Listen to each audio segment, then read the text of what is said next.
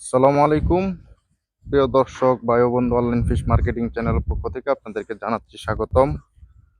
তো দর্শক মন্ডলী, কয়েকদিন আগে যে রেণুগুলো করা হয়েছে শিং মাছের, তো এই পুকুরে মেরামত করে ছাড়া হয়েছিল। আপনাদেরকে বলা হয়েছিল যে আমাদের অনেকগুলো পুকুর রেডি করা হয়েছে।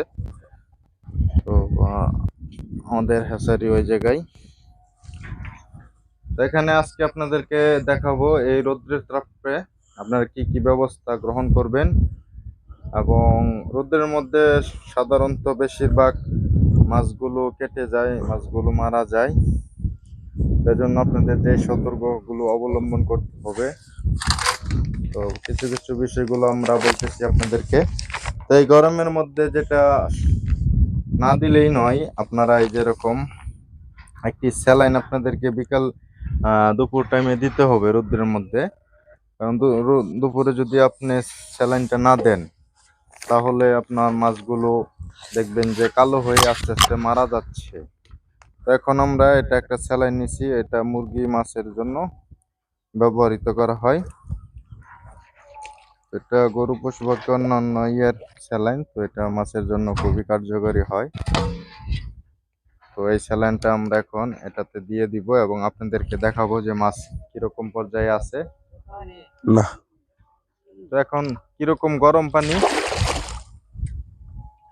ভালো, মোটামুটি গরম বেশি। উপরে গরম হয়েছে, উপরে গরম, তলে ঠান্ডা। ঠিক আছে। রান্না নামুন, মাছটি দেখান।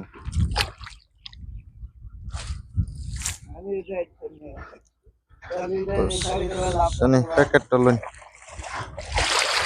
তো দর্শক, মাছটি আপনাদেরকে দেখাচ্ছি। মাছটি দেখানোর পরে আপনাদেরকে হুম, যে স্যালাইনটা কিভাবে দিবেন এই বিষয়ে বলতেছি। তো এই রোদের মধ্যে বেশি অনেকে নরম। আপনাদেরকে পরামর্শ দিবে যে পানিটা উলট পালট করে দেওয়ার জন্য।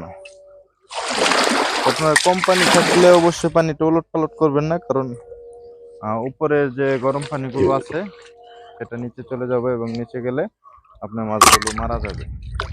তো এজন্য আহ অতিরিক্ত বেশি পানি থাকলে সেক্ষেত্রে হালকা দিয়ে একটা মই দিতে পারেন, যাতে মাছে খাবারটা ভালোভাবে খেতে পারে। জৈব প্লান্টন নিচে জমা থাকলে এই জৈব প্লান্টনগুলো মাছে খাবার হিসাবে গ্রহণ করে নেবে। তো অল্প জায়গা টান দেওয়া হলো। এটা 30 শতক একটা জায়গা, প্রায় 1 বিঘা। তো এই জায়গা এখানে আমরা 6 কেজির মতো রেনু দিচ্ছি। ও, তো গরমের মধ্যে রেনুগুলো আপনার কম হচ্ছে, বেশিরভাগ মারা যাচ্ছে।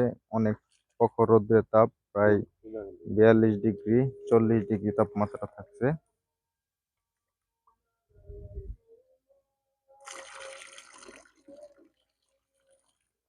দেখে এক সেকেন্ড না, নিচে টান দেওয়া হচ্ছে। এই যে দেখেন অল্প জায়গা টান দেওয়া হয়েছে, অল্প জায়গায় কি পর্যাপ্ত পরিমাণ রেনু উঠেছে। তার মানে অনেক রেনু হয়েছে। রেনুর বয়স আপনার আজকে 4 দিন। রেনুগুলো দেখেন হালকা হালকা কালো হয়ে গেছে। তো এখন স্যালাইন গুলো দিলে আপনার রেনুর কালার গুলো খুব লাল হয়ে যাবে।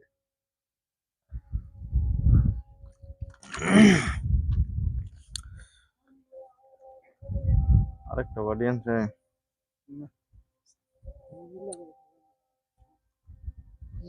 ধরে নেন।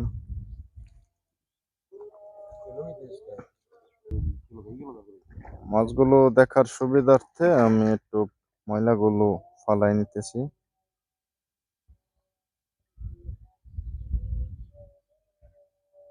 ময়লাটা ফালাই দিয়ে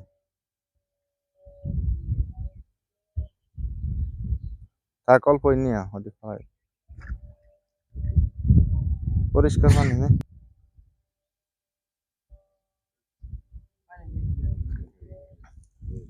নিয়ে না না।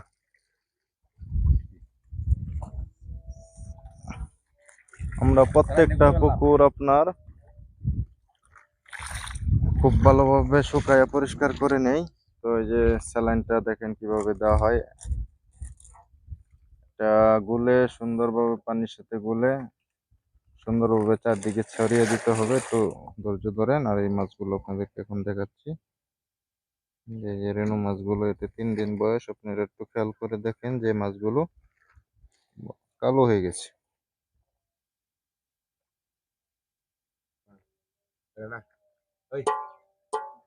মাছগুলো কালো হয়ে গেছে, এখন স্যালাইন দিলে কতক্ষণ পরে এটা দেখলে খুব লাল টুকটুক করবে। আর জিও প্লান্টন গুলো যদিও কাদামাটি গুলো উলট পালট করে দেওয়া হয়, তাহলে জিও প্লান্টন গুলো ভালোভাবে খাবে, তো মাছের কোনো সমস্যা হবে না। তো মাছটি আমাদের এখন দেখানো শেষ। এখন আমরা দেখেন কিভাবে স্যালাইনটা দিতে হয়, এভাবে স্যালাইন দিবেন। অনেকে স্যালাইন গুলো এক জায়গায় ঢেলে দেয়, সেক্ষেত্রে সব মাছগুলো পাই না।